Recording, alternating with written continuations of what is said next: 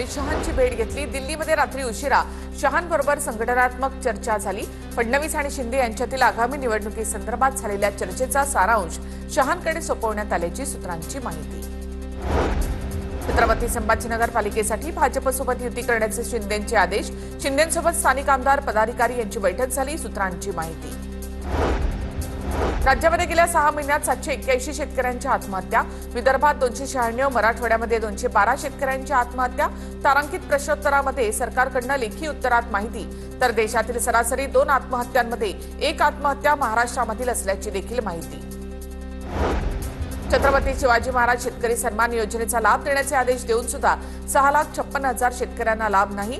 6,56,000 शेतकऱ्यांना लाभ देण्यासाठी 5,975 कोटी निधीची गरज। सहकार मंत्री बाबासाहेब पाटील यांची कबुली। लाडक्या बहिणींमुळे हवा तसा निधी मिळालेला नाही। संजय गायकवाडांचं वक्तव्य तर उशीर होतोय पण सर्वांना निधी मिळत आहे। मनीषा कायंदे यांचं प्रत्युत्तर।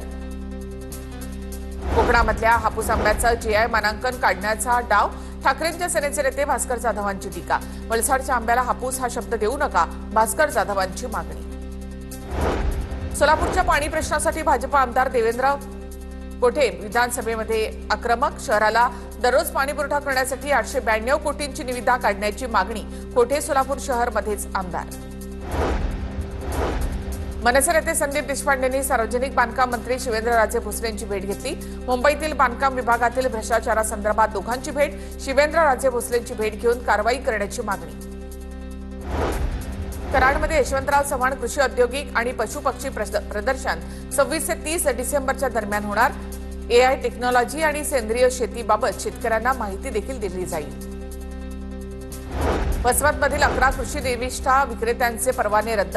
चढ्या दराने खत विक्री, खतासोबत लिंकिंग देणे यासह अनेक तक्रारी आल्यानंतर कारवाई।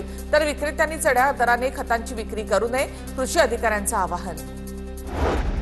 सोलापूर जिल्ह्यातील ऊस दर जाहीर न करणाऱ्या साखर कारखान्यांनी तात्काळ दर जाहीर करावेत। जिल्ह्यातील साखर कारखानदारांना जिल्हाधिकाऱ्यांचा इशारा। 15 कारखान्यांकडून अद्याप दर जाहीर झालेला नाही। धाराशिव जिल्ह्यामधील 5 लाख शेतकऱ्यांचा पीक विमा अडकला। खरीपातील 504 कापडी प्रयोगातील 217 प्रयोगावर विमा कंपनीचा आक्षेप। धाराशिव जिल्ह्यातील 5 लाख शेतकऱ्यांनी 130 कोटी 79 लाख रुपये विमा भरलाय। सिंधुदुर्ग जिल्ह्यामध्ये अवकाळी पावसामुळे झालेल्या नुकसानीपोटी 4 कोटी 8 लाख 69 हजार रुपये नुकसान भरपाई मंजूर। ऑक्टोबर महिन्यामध्ये ऐन भात कापणीच्या हंगामात अवकाळी पावसामुळे नुकसान झालं होतं।